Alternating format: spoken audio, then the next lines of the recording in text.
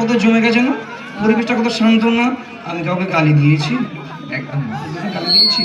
তাহলে হবে এখন ইনশাল্লাহ লাব্বাইক লাব্বাইক। হ্যাঁ, এত রাতে যদি সোনামণি ফোন করে সোনামণি আই লাভ ইউ, তুই শুধু আমার, আমি শুধু তোর, তোর আমার মাঝখানে আর কোনো তৃতীয় ব্যক্তি আসবে না। 3 দিন পরে দেখাচ্ছে সোনামণি অন্য জায়গায় বিয়ে হয়ে গেছে। সোনামণি বলছে রাহুল আই এম সরি, পরিবারের চাপে বিয়ে করে নিয়েছি। বলে না আমরা লাব্বাইক রসুলকে বলবো, সোনামণিকে মুরব্বি। চল একটু বাড়ি।